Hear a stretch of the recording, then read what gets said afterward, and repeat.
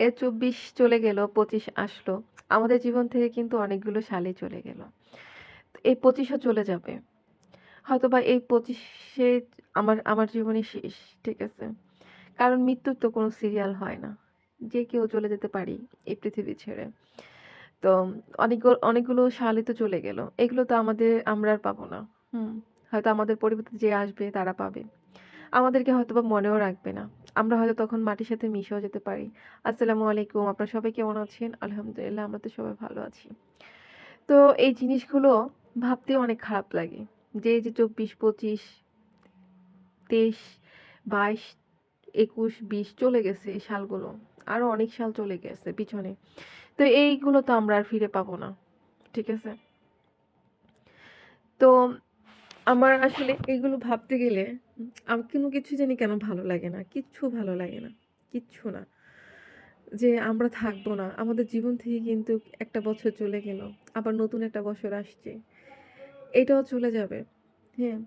বা এটা নাও যেতে পারে, মারাও যেতে পারি। হয়তোবা ২৫ সাল পুরাটা নাও পেতে পারি। কারণ মৃত্যুর তো আর কোনো সিরিয়াল হয় না।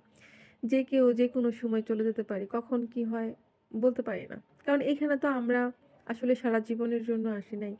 অতিথি হয়ে আসছি। মেহমান। মেহমান হয়ে আসছি, আবার চলে যাব।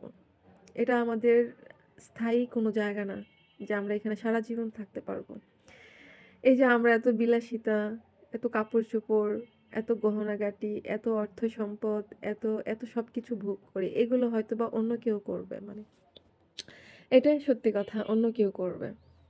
এই জায়গায় অন্য কেউ আসবে। আমরা করতে পারবো না। কারণ আমরা তো তখন থাকবেই না। আমাদেরকে কে মনে রাখবে? যেমন আমার দাদিকে আমি অনেক মিস করি। কারণ দাদি আমাকে অনেক আদর করত। কিন্তু দাদির যে দাদি বা দাদির যে মা বা আমার দাদার যে মা তাদেরকে মিস করি। অথচ আমার মনেই পড়ে না। আমার দাদিকে আমার মনে পড়ে, আমার দাদাকে মনে পড়ে, আমার বাবাকে মনে পড়ে। কিন্তু আমার দাদার যে বাবা বা দাদার যে দাদা বা আমার দাদার যে মা তাদেরকে কিন্তু আমাদের মনে পড়ে না। আমার দাদির মা, আমার দাদির বাবা তাদেরকে কিন্তু আমাদের মনে পড়ে না। আমার কিন্তু মনে পড়ে আমার দাদিকে, দাদাকে। ঠিক আছে? দাদাকে আমি কখনো দেখি নাই।